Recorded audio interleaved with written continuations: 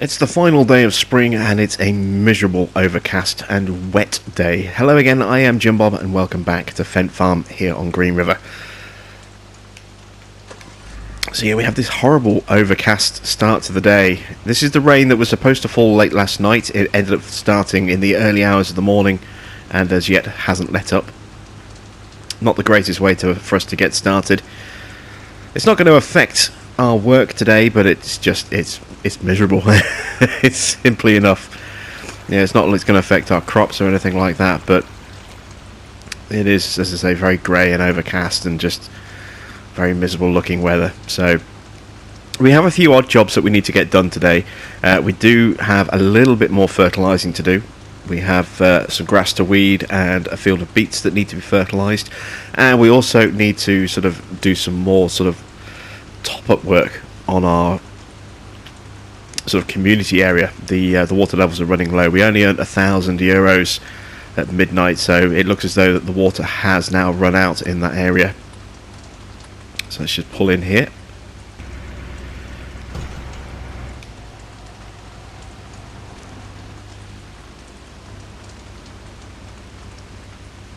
Sounds like we might be indicating. Nope, we're not. I realised the other day I'd actually left my indicators on all day in this thing. If that was real life, I would have completely flattened the battery. Never mind. So, we're going to grab our 826, and from there we're going to do a run down to the animal farm. We're going to grab the water trailer and top up all the greenhouses in our little community area. Make our way out. There we go.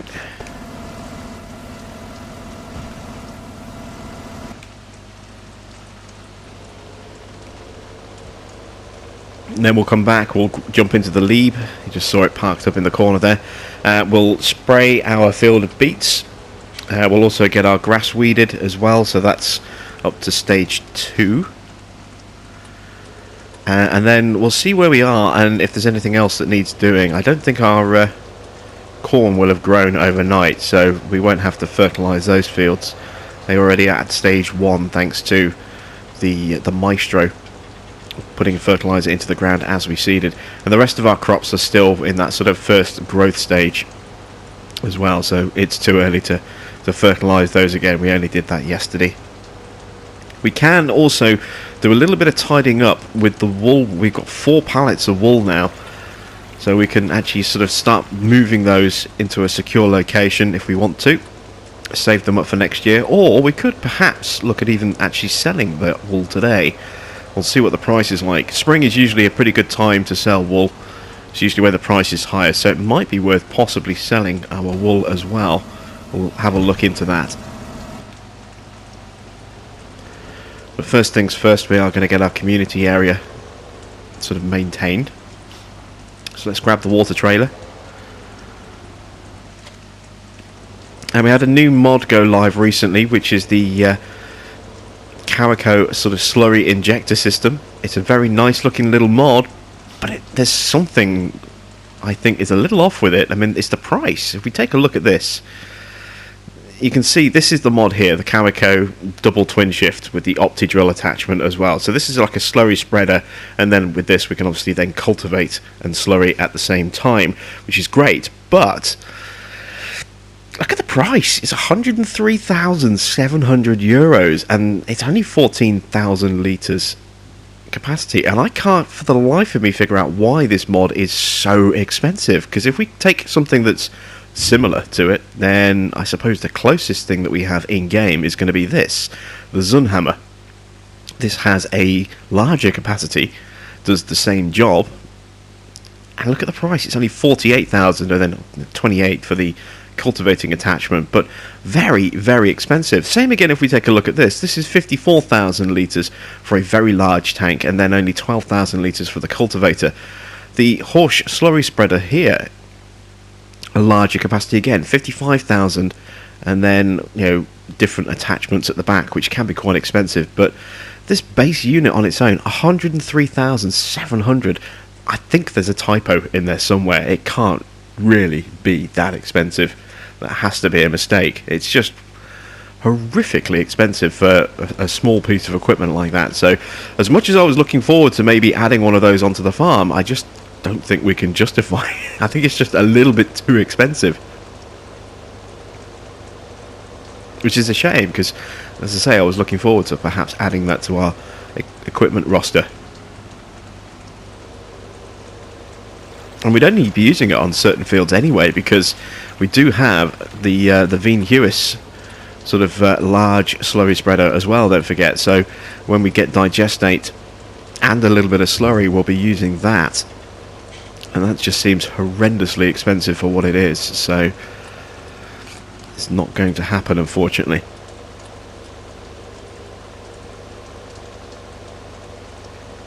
So as we kind of make our way along the path, you can see we're really struggling, even with a 260 horsepower Fendt 826. We're struggling to get up to speed because of the weight of the water in the tank behind us.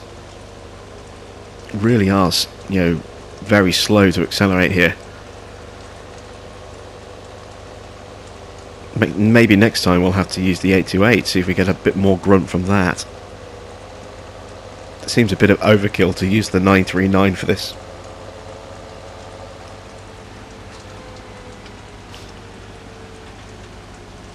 Well, here we are. I can still see there's some lettuce there, look. And there are some tomatoes here, so just trying to figure out why we only got €1,000 from property income. Let's pull up the help menu. Oh, we're at 2%, look, really right at the very end of life of this. So we are kind of just getting to this in the nick of time. Maybe these are affected by seasons as well then, I wonder.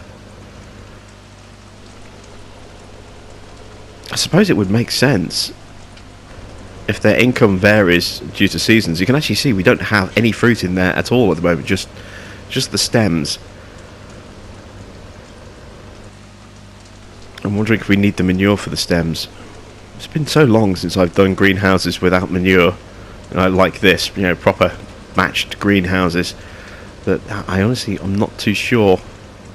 I would have thought we would have got the plants to show properly with just water. We really do need to kind of get some cows up and running as soon as we can on this map, I think.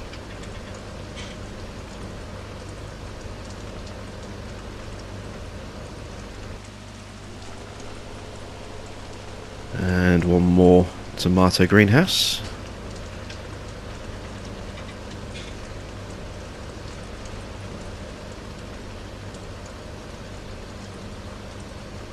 There we go.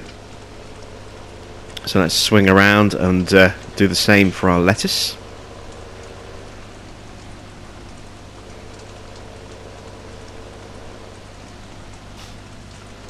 Still deciding what to do with the rest of this area. I'm going to add in some more greenhouses, I think, at some point. Some of those cucumber greenhouses, we'll get a couple of those in.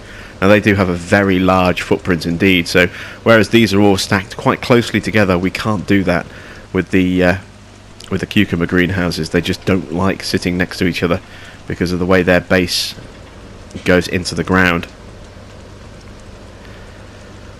I'm probably not going to bother with orchard trees. We've used those quite a lot on other farms recently.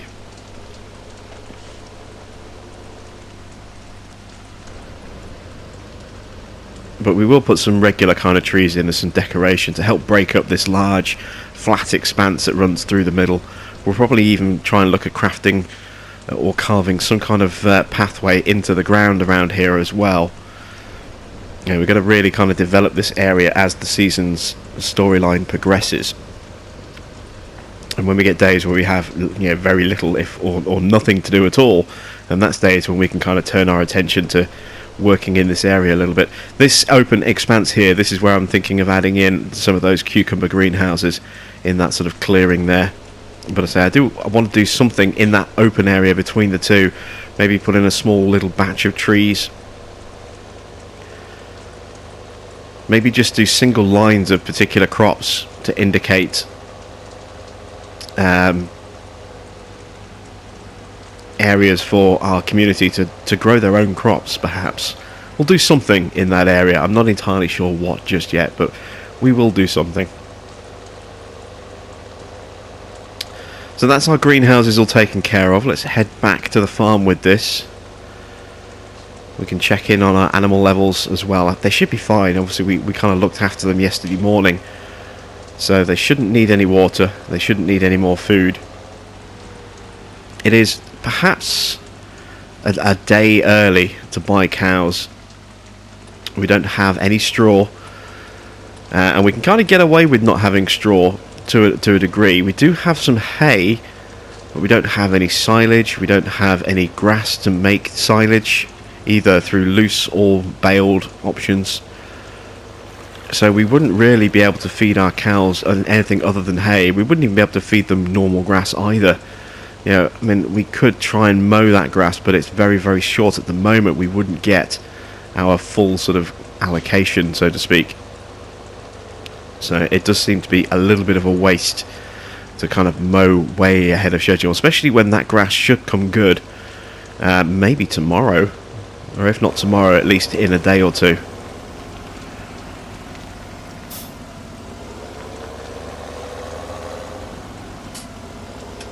So I'll get this water trailer put back away again. There we go. Just disconnect that. Let's just take a quick look at our animal chart. So you can see we've just started a fresh pallet, so that means we've now got 4 completely empty or completely full pallets and 1 with 2% in it. We're breeding every 12.5 hours. We're up to 59 sheep, so we've bred 9 in this first sort of season so far. We started with 50, we're up to 59. That's good to see. As you can see, plenty of water, plenty of grass and hay. They're absolutely fine for that. And I think what we'll do next is we'll take this back. We'll go pick the truck up, come back down here again, and we'll start tidying up that wall. We'll try and find somewhere where we can store it. I've got a feeling that the little sort of cupboard where we're storing our forklift is going to be the right place to store the wool. And also it's quite awkward getting the forklift in and out of there without the door closing behind me every time I try and get in it, so that would probably make things a little bit easier. We just need to then figure out exactly where we're going to store the forklift, and we've got plenty of little sort of nooks and crannies all over the farm, little areas where we could put it without too many issues.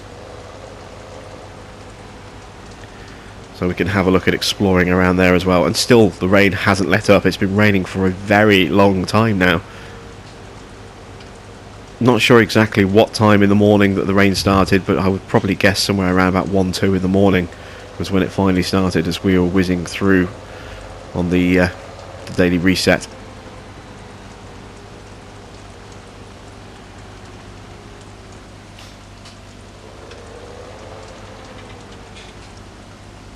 Right, so let's get inside so we can pop the door.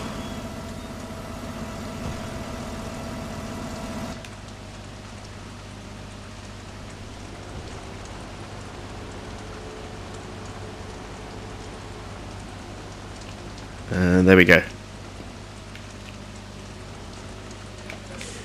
Engine off. Oh, we never had any lights on. Perhaps not the best, considering the light conditions at the moment. But never mind. I do want to try and perhaps do something else in the yard over here going forward as well. Yeah, we just keep going to the same couple of sheds every time. It'd be nice if we can start getting maybe some extra stuff in here that we can utilise. Of course, we do have a combine that is just sort of sat there ready and waiting for when our crops are grown. There will come a time when we can use that, but that's sort of end of summer, autumn time.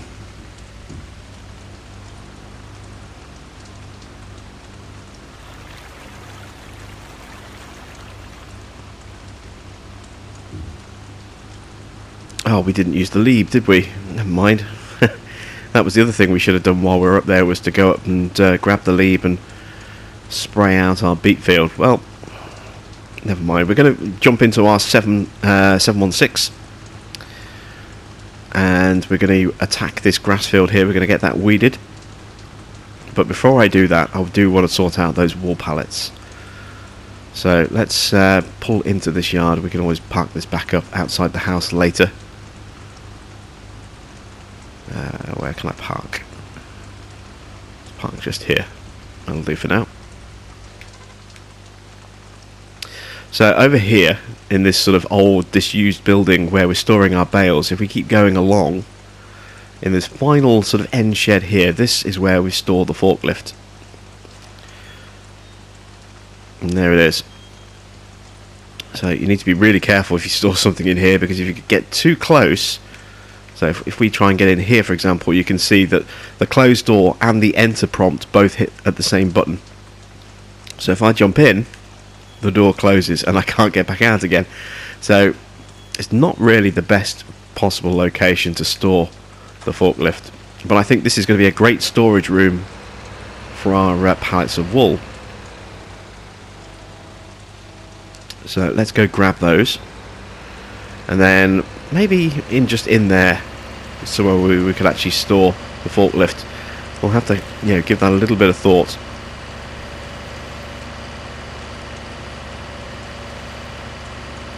I do want to keep it covered up if I can, just kind of protect it from the elements a little bit. And this is something I've seen a lot on various different maps, and I'm not quite sure why, but the way these pallets spawn never seems to sit properly inside the dedicated area. We had this issue on Mustang Valley. I've seen it on American Outback, I think. You get this dedicated box area, and you think, okay, well, these ones have gone here, these ones have gone here, the next pallets are surely going to go here, or maybe they'll go here, and then they spawn outside the box, and it does make you wonder sometimes what goes on with those sort of mechanics for those areas. Let's get some lights on. I need to kind of line up properly. I'm a little askew here. And still a little off as well. There we go. That's a bit better. Right. Let's push the pallets together.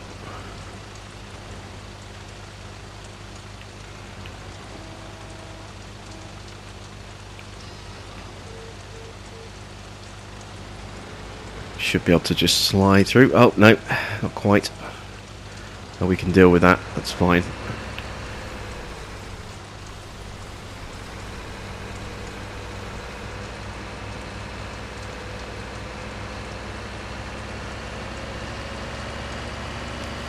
So let's go store these in that sort of end cupboard.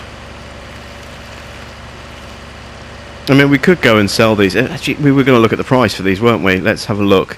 If we take a look at the predictive model, you can see yesterday was supposedly the best day for wool, but when I checked sort of towards the end of yesterday in the evening, the price was was a red price but going up, and it was around about 8,500. Let's see what the price is looking like now. You see, it's now a green price and going up. So if we are going to sell, we certainly don't want to sell this early in the morning because that price is still increasing. We might look at perhaps selling a little bit later, but it's only 4 pallets of wool, so assuming we get a price of 9,000 per 1,000 litres, that's 18,000 per pallet, and we're looking at 4 pallets, so we're looking at around about, what, 72,000? It's not bad, but it's not exactly, a huge sort of, earth-shatteringly large amount. And we could probably do better later, or at a later point, maybe sort of next year, we could make more money and certainly have a larger volume of wool to sell as well. So I think we'll probably hold off, but we have that option. We'll see where the price ends up a little bit later towards the end of the day. Make our decision then, I think. So let's go get the other 2 pallets. Get those stacked away as well.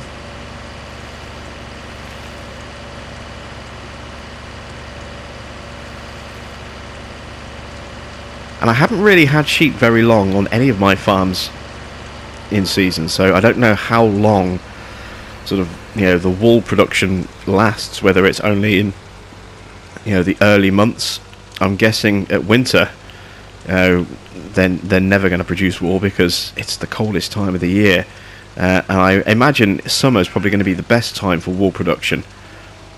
Given that that is the hottest part of the year, you would expect a lot of sheep shearing to go on during those sort of summer months.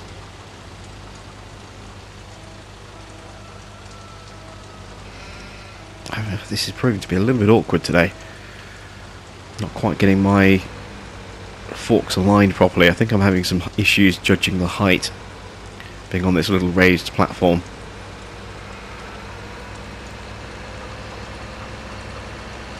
There we go, off and running again.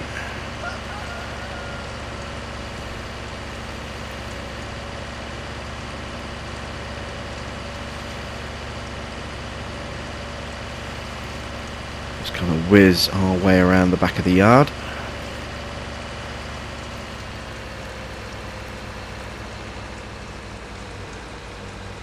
Just try and drop these in nice and easily next door.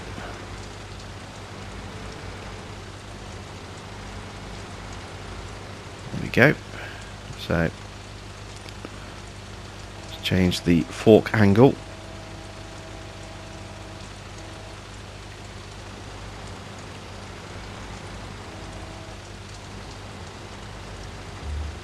And there we go. We have 4 pallets of wool nicely stashed away. So let's close this door up.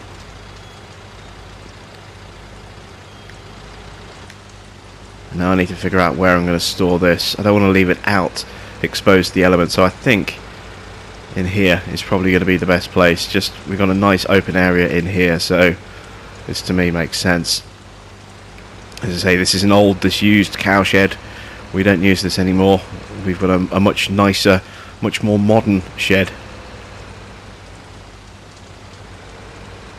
and we'll be filling that with some cattle later. Hopefully actually not too much longer away. Let's just close that door down. Let's take a look and see what the price for cows is looking like and when the best day is going to be. Oh, that's interesting. You can see there, look, it's just flat predictive models all the way across. But then you can see the days that we've had so far, we're actually getting set kind of prices based on where the prices have been for those animals. Obviously you can see they're very expensive in spring for sheep. Cows have had quite a high price. They're starting to come down. I think midsummer might be the best time perhaps to buy some cows. We'll see how that price fluctuates, but there's an indication of where the price is now compared to where it has been earlier in the year, and then the rest of the year completely blank, no predictive data at all for any of the animals. I wonder if there's like that for the crops as well. No, the crops seem to actually have predictive models put in there, so that's perhaps a little strange to see that with the animals on this particular geo. Right, next up we need to do some weeding, so we're going to grab our 716, which is hiding in here. They should have skinny wheels already fitted, and it does. Excellent. So let's jump in. I've got a small weight on the front for balance, that's good.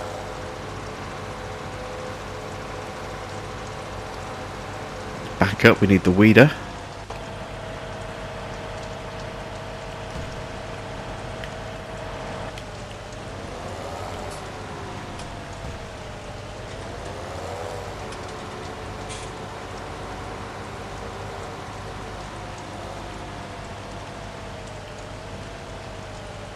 There we go. And let's make our way over to our grass field. Now remember, we have like 5 different entry points into this field. As always, we're going to use this one just over here just because it's a nice easy access point for us, but we could have gone through that building if we wanted to. We could have used one of the 3 sort of open area access points around the perimeter of the field, but I kind of like using this entrance just here. So let's get in. Let's unfold. Let's get some lights on as well, and we'll drop that down.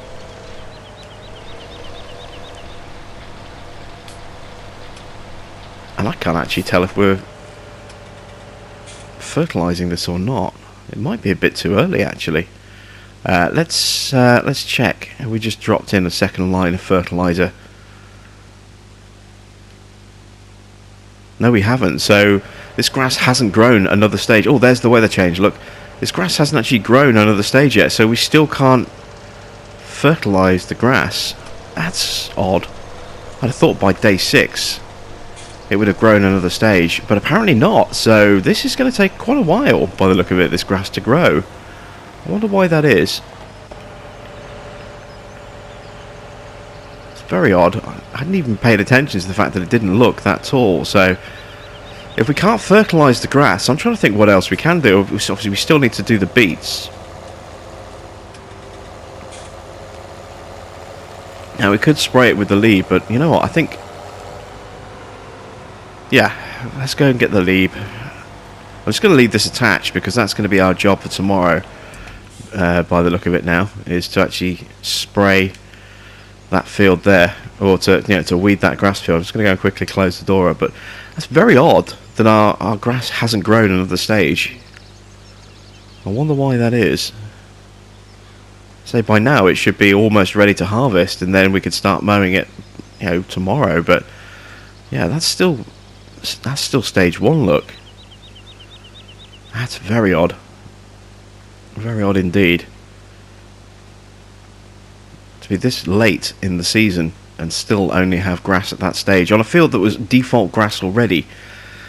Yeah, let's I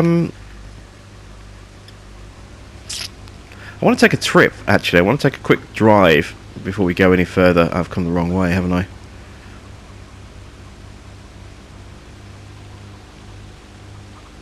We're going to go out this entrance just here. I want to take a drive over to the forest because we have that grass field over there behind the forest. I'll show you the access point I created when I was getting the farm set up. It's nothing too over the top. It's a very, very simple little access point that I created. Just nip across this bridge here. See the running water of the river there.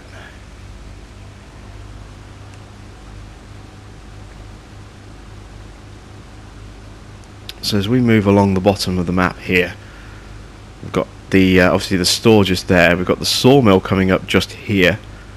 There goes the river down there as well. Well, maybe a river, maybe a canal, but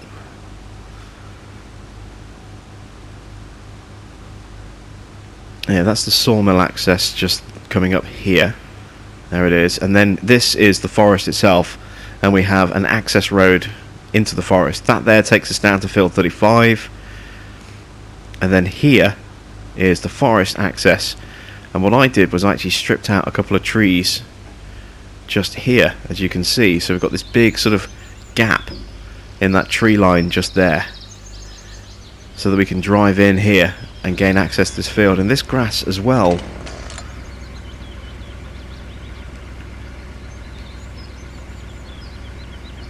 it's at 67%, so maybe it doesn't look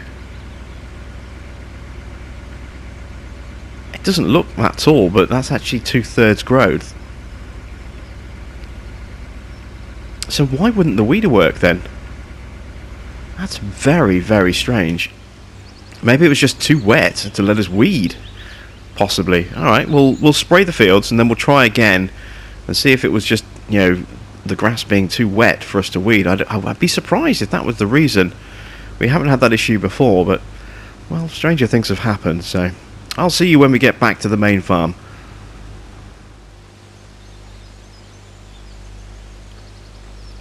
So we're back with the lead. We've got 1,600 litres of fertiliser left in here. I think that's going to be enough. And let's drive our way over to our beet field, the other side of the forest up there. We're going to give that a good spray today, get that up and running.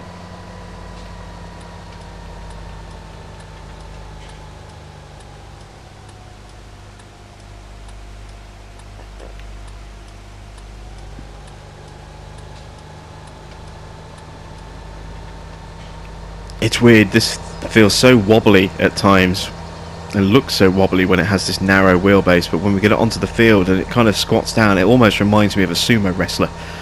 The way it just kind of hunkers down and suddenly looks so much bigger and wider and lower and harder to shift. Oh, we still haven't got rid of that. I can't believe I completely forgot to get rid of that. You know what, we're going to fast release that now, just because otherwise I'm going to forget again and we're going to keep paying for that thing. So there we go.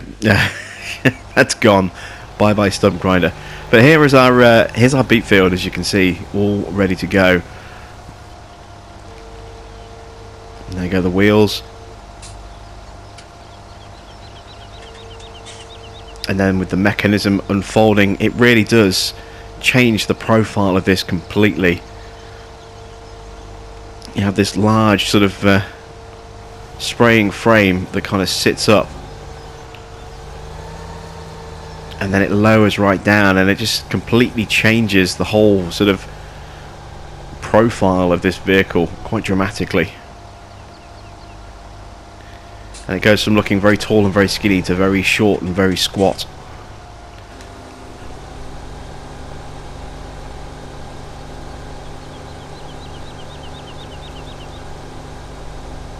So you're actually managing to get our wheels between the crops. I mean, it doesn't make a difference because we have skinny wheels as standard on this thing, but it's always nice when you can try and mirror what you're trying to actually do with what you can do in the game. With a lot of vehicles, we don't have that ability, unfortunately. The skinny wheels end up just driving over the crops, but when you can actually pull it off, it does look pretty special.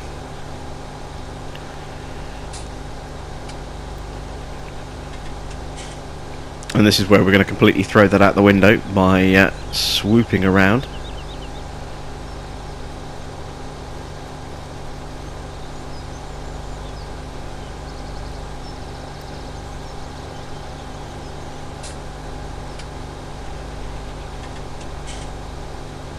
It's not going to take us very long to get this field done at all. It's not a particularly big field, and this is a very wide working width.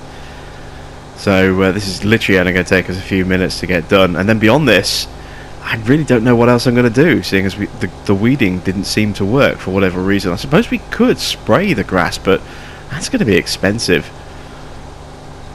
And I'm not really sure I want to spend that kind of money to fertilise the grass. It does seem an awful lot.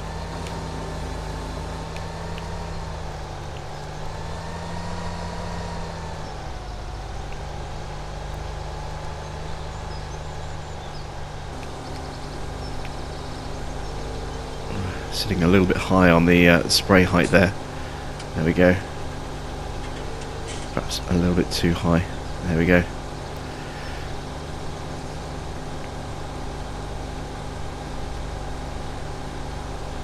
So yeah, this job almost completely done already.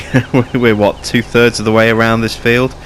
It's just that kind of middle section and this bottom line left to do. This job's going to be over ridiculously quickly.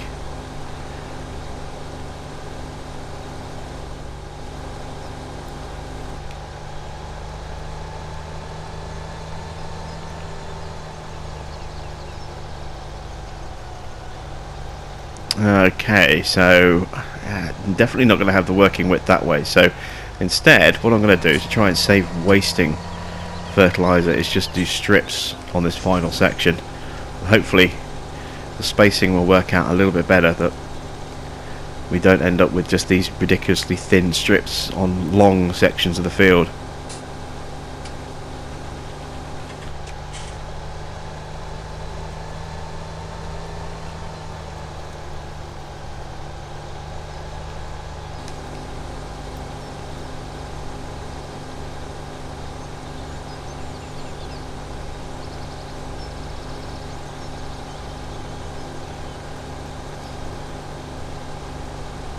I think maybe 2 more of these passes and then this field is completed.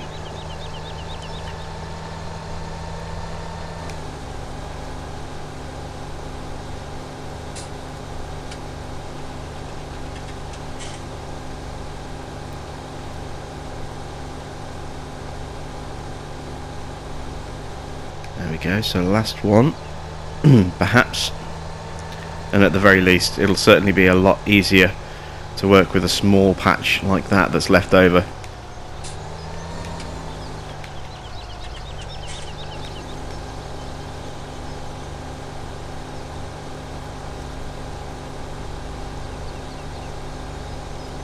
Yeah, we can spray that much easier with just a little bit left over. We're not going to waste these huge, great big chunks.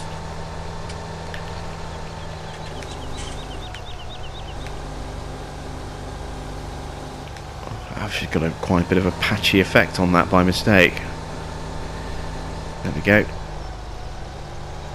And just do this last little bit here. And there we go, that's our beets done. So nice and simple, nice and straightforward. Didn't take us very long at all, and I'm kind of at a loss for what I'm going to do for the rest of the day. Maybe we need to start looking at doing a little bit of logging, having just got rid of the stump grinder. I guess we'll find out what we're going to do. Great demand at the balloon stream for soybeans. Well, blow me. We're actually getting a great demand for something I haven't just planted. In fact, that's the only crop we don't have, is soybeans. We have wheat, and we have barley, and we have canola triticale, and we have beets, and we have corn, and we have grass, and we don't have anything else. So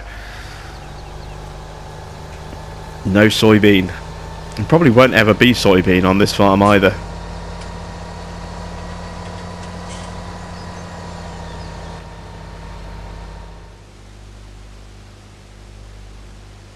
Just taking another look at this field over here, field 26, our grass field, and you can see this is the area that we weeded a few days ago, and this was just a little patch at the corner that we didn't weed, and you can see the difference in shade.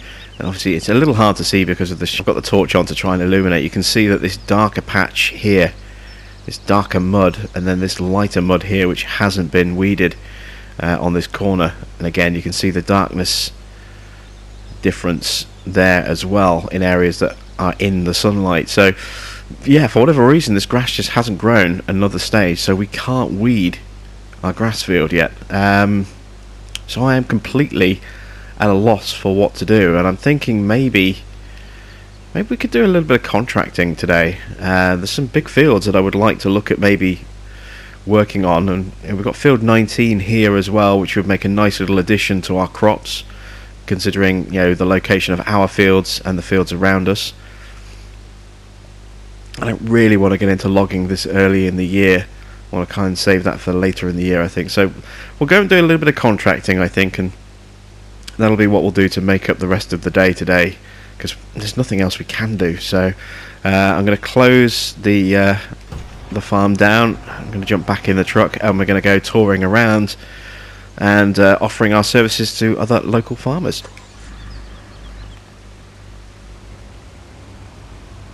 And we'll start with field 19, which is that big canola field. Get some fertilizing done on that, perhaps. That's a field I definitely want to add to our lineup at some point next year. I'm also looking at maybe 16 and 17, but I do like the look of field 9 as well. We've got that really long big field to the right of field 22 and 10, and that I think is going to be a really good field for us to own next year as well. So we'll probably head there next. Right, let's see what we're being offered here.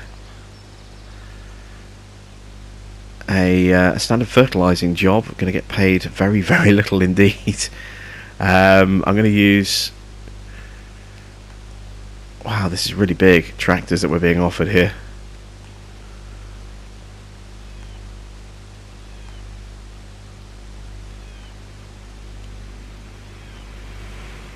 Let's see what else we get offered.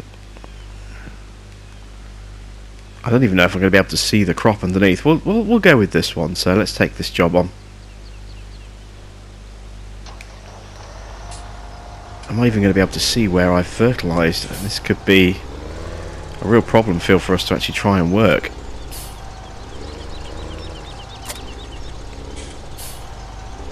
I've got the weight just there as well, which isn't going to be all that helpful either.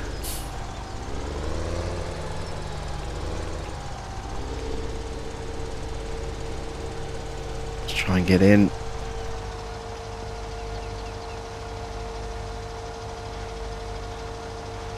This is probably not going to be the smartest field for us to try and spray at this late stage of its growth. I mean, I can barely see a thing. It's just this sea of yellow.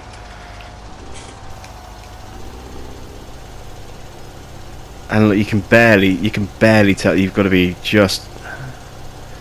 I don't know how I'm going to tell where's been sprayed and where hasn't on this.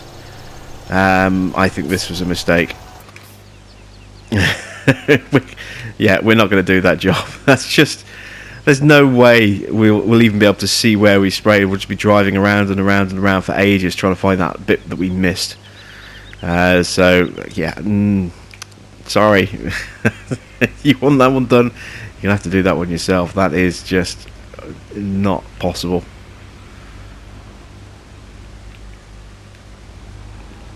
So, change of plans. We're off to field 9. Let's take a look and see what's available up there.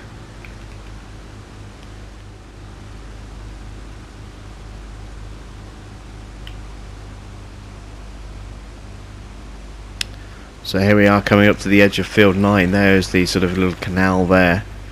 And this, again, it's going to be a little awkward for us to see, but this will be easier to see. There's gap between this crop. So we'll get another fertilizing job, and this one we will actually be able to see what we're doing as we're doing it, which is good. Yeah, why not? Let's take the 800 Vario. See those skinny wheels. It's a strange look for me to see an 800 Vario with skinnies, especially when the skinny wheels on this are almost as wide as standard tyres on other tractors.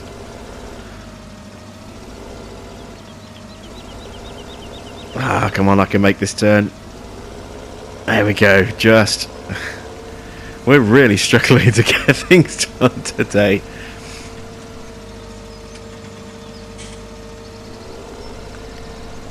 Well, at least I can actually see what I'm doing now, which is important.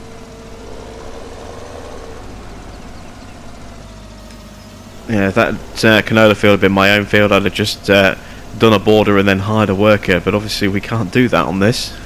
We have to do it ourselves, and when you can't see what you're doing, you know, how are you supposed to do it?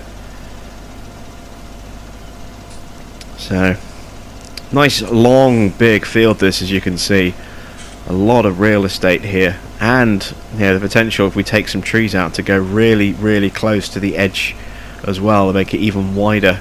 Probably not so much on the other side. I think the road might perhaps get in the way a little bit, but certainly on this side we can go a lot closer to that canal, as you can see we did with our fields 10 and 22 there.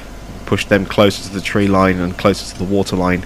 There's definitely scope for doing that here, and it's such a long field that even just a single sort of width of the large jumper plough is going to add a fair old extra chunk of crop to this field. So if we can get 2 widths or 3 widths, that's quite a substantial extra amount. That's an entire width of a combine pass added onto the side of this field. That would be quite a nice large extra amount of product.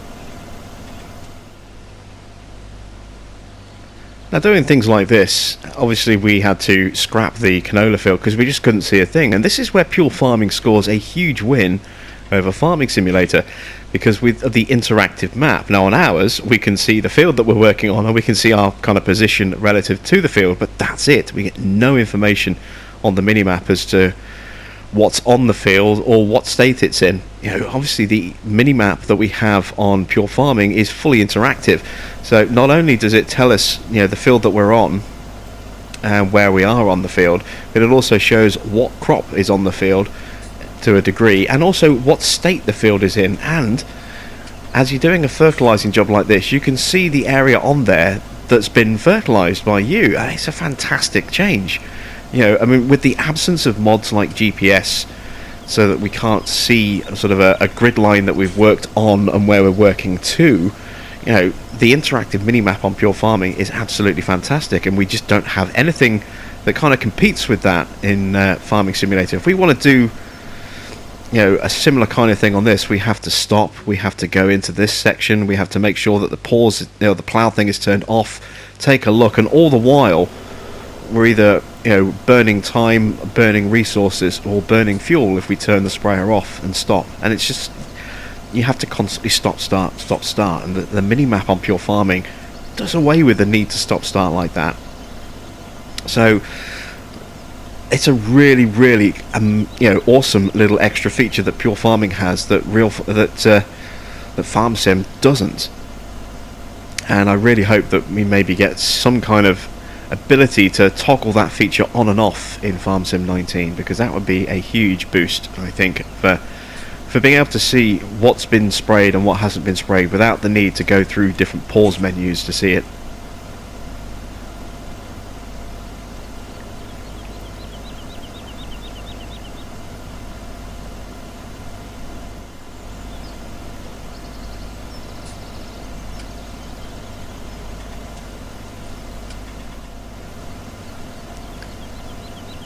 This has been a really nice, relaxing, peaceful job that we've been doing here, just moseying along at a nice comfortable speed, spraying this field, very little sort of noise, and every now and again getting a little bit of bird song. There's the kind of default bird song you get from Giants, and then halfway down the field there was that sort of added bird song sound effect from NLD that just chirped in, and it was just again, it's really nice, and it makes this is such a serene place to farm on this map. You know, it's so calm and relaxing. A lot of green as well. It's a very calming map to work on.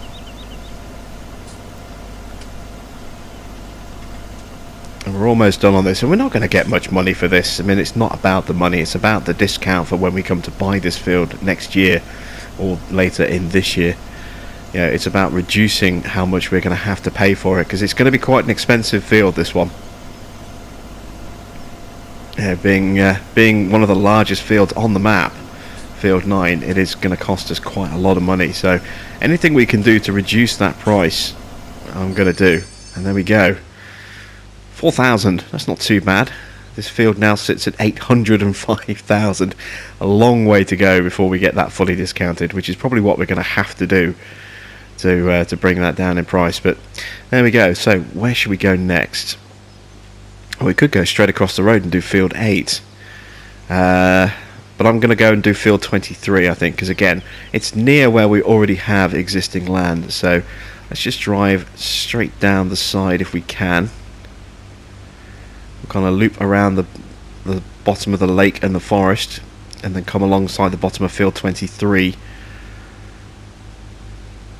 And we'll pick up the job there, pick up the job from there, and get that one done as well. Okay, so let's see what we have on this one. This is a field with stubble on it, so no missions available. Maybe there aren't missions on this particular field. That's a shame. Yeah, nothing available. Okay, I guess we're choosing another field. We're not having much luck with anything today, really, are we?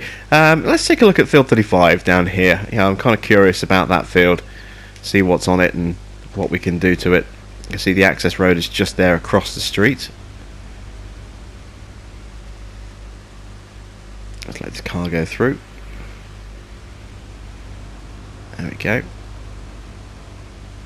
Let's make our way down here. It's a really nice, kind of beautiful little access path with all these trees and bushes lining the road. And this kind of provides a natural barrier to the forest behind us. And there's that bird song again. And we've got another wheat field by the look of it.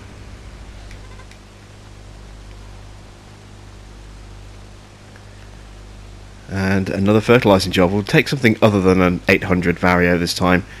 Let's take... It always seems to be a case or a Vario. Sorry, a Voucher. Or one of these challenges. It's got to be something different.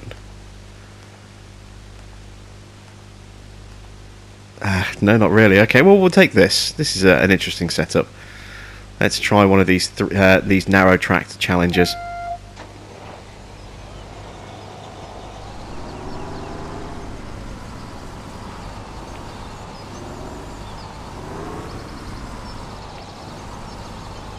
Oh, we've had this before, haven't we? We've been given equipment that doesn't actually work with itself. It doesn't work. Okay, so we're going to have to let that job cancel. And then take something other than a track challenger, because it doesn't seem to want to connect to anything. This day is just turning into a bit of a disaster, isn't it?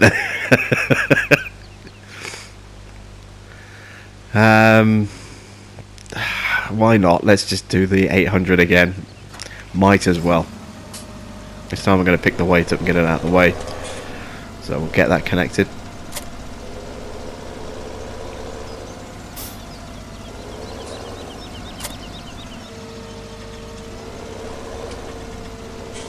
It's good to see other farmers are supporting their Fendt dealerships. And it's not just us.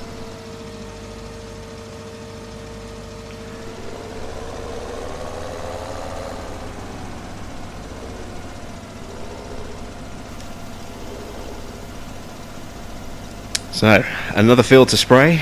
Let's get on with this one. Let's just change the time to 5 times. And I will catch up with you in just a moment.